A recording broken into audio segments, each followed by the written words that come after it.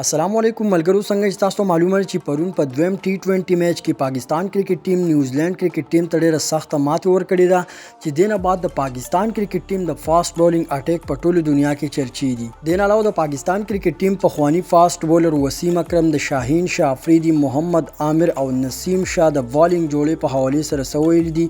ورا معلومات تر لا په دې ویډیو کې درکوم، نو په ویډیو کې راستر اخیره پورې وګورئ او دا ویډیو د نورو کرکټ مینوالو سره شیر کړئ او داسې نورو کرکټ معلوماتو لپاره زموږ پیج هم د ځان سره فالو کړئ. ملګرو، څنګه چې تاسو معلومه چې پرون په ټي 20 میچ کې پاکستان کرکټ ټیم نیوزیلند کرکټ ټیم ته ډیره سخته ماتې ورکړې وه چې په دې کې شاهین شاه افریدي په 3 اورونو کې 14 رنزونه ورکړي او 3 وکټې اخیستې وي او محمد عامر په 3 اورونو کې 14 رنزونه ورکړي او 2 وکټې ترلاسه کړې وي چې محمد عامر سلور کال بعد پاکستان کرکټ ټیم ته کم بیک وکړ. محمد عامر په پرونی میچ کې ډیره زبردست کارکردګي وکړه چې د محمد عامر د راتلو سره د پاکستان کرکټ ټیم نور هم مضبوط شو او د پاکستان کرکټ ټیم بالینګ اٹیک نور هم خطرناک شو.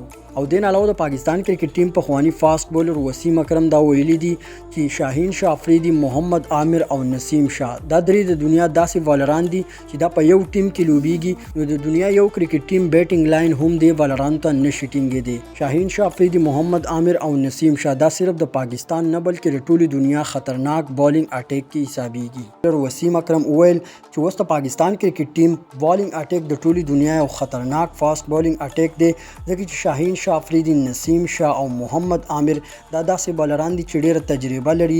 دوی سوینګ کولی شي، یارکر کولی شي، هر قسم بال کولی شي او بل لاره چې تجربه ورسره هم ورسره ده. وسیم اکرم ویل چې دا درېونه بالران د پاکستان په ټیم کې څه وخت دپاره ولوبېدل، نو پاکستان کرکټ ټیم به په ټي 20 کې نمبر 1 وي، په ون ډے کې به نمبر 1 وي او پر روان ټي 20 ورلد کپ کې به هم ډیر مهم کردار ادا کوي.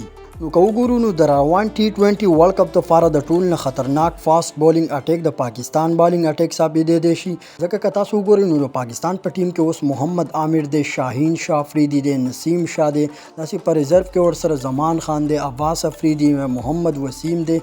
نو پاکستان چې کوم فاست بالینګ اٹیک دی نو د هغې مقابله کول اوس ډیر مشکل ده.